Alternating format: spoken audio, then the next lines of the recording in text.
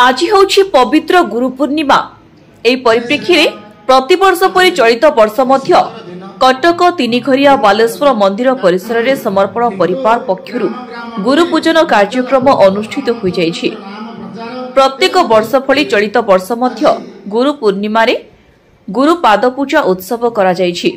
Ramlila committee, शिक्षानुष्ठान, धर्मानुष्ठान, जोग गुरु विभिन्न क्षेत्र रे कार्य करुथिबा गुरु माननकु निमंत्रण करा जाई पाद पूजा कराजिबा सह गुरु शिष्य परंपरा उज्जीवित रहिबा उद्देश्य रे अनुष्ठान पक्षरु एभली प्रयास करा जाइछि बोली सूचना दैछन्ति समर्पण परिवार सदस्य।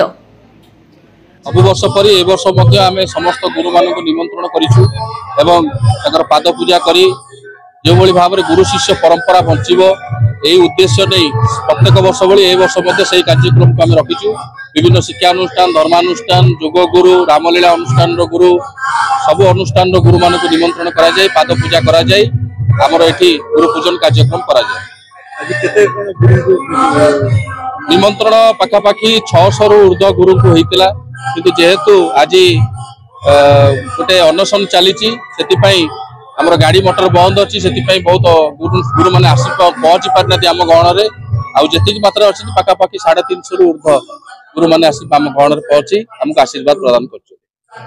आज को 20 वर्ष है आम समर्पण परिवार जो कला संस्कृति जो बुड़ी जाऊँगी विभिन्न अनुष्ठान को जाए आम जीवित केमती हम तार चेष्टा जारी रही एवं तत्संगे 5 गोटी श्रीरामलीला अनुष्ठान निर्देशक भाव कार्य जारी रखी जेकोसी प्रति गाँ गहली में मुझे केमती राम नाम प्रचार प्रसार हम तार मु दायित्व नहीं नूतन अनुष्ठान माने गढ़ार चेष्टा जारी रखी।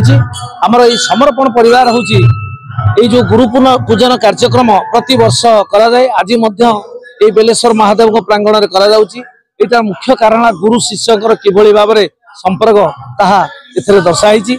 आपण देखंतु आजिकाली युव समाज से सब विभिन्न प्रकार मोबाइल देखी विभिन्न प्रकार विशृंखलित कार्य कर गुरु मान को एते सम्मान दौना। तेणु आज ता समर्पण परिवार आमर जे संपादक तीर्थवासी बेहरा एवं समस्त कर्मकर्ता चेष्टा आज प्रति वर्ष भली ये कार्य जारी रही।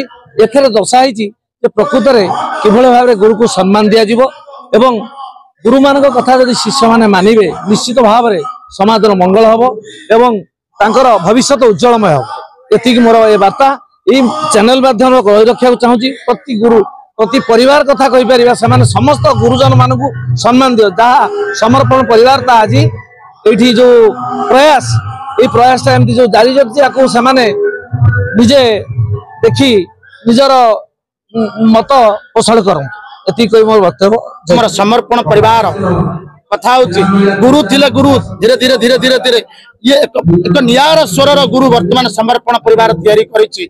जोटी कथार अच्छी समर्पण परिवार एक मात्र लक्ष्य कलाकार पाऊ सम्मान कला रहु विकास। ये जो विकास कला आमर केमिति धीरे धीरे संस्कृति किपरि भाव में सबु ग्राम ग्राम देश देश विदेश लोक मैंने जानुंट राम तो आज नहांती किंतु रामकर नाम अच्छी रामकर से मर्यादा पुरुषोत्तम अटंकी प्रभु श्री राम तांको महान जे अटई तांकर नाम। देखो गुरु आ राम के भितर गुरु गुर अर्थ हूँ अंधकार रूर अर्थ हूँ अज्ञान। ताहले एठी कौन हला ना जे अंधकार आलोक करती जे अज्ञान ज्ञानी करती जे राम शब्दर अर्थ को नहीं सारा विश्वमंडल रे प्रचार करती राम शब्दर अर्थ हूँ परिष्कृत।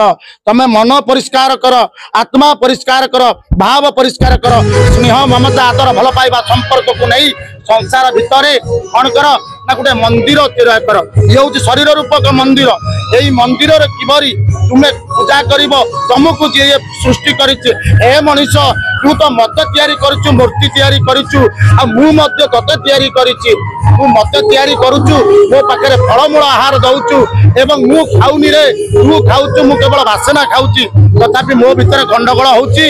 मु जदि तते तैयारी करिची जो अणाकार धई माता तुमको जन्म करिची तू काई से अणाकार धामटा को चिन्ह पारुनु। तेणु तू सब बळ पाई पिता मातांकर जत्न गुरुजन को भक्ति एवं साधु संत सन्यासी मानकर सेवा करिबु। एटा होची रामचरित्र, एटा होची आपनकर आध्यात्मिक चेतना आ एटा होची समर्पण परिवार एकमात्र लक्ष्य। जय Shri Ram. Bureau report Kavya TV.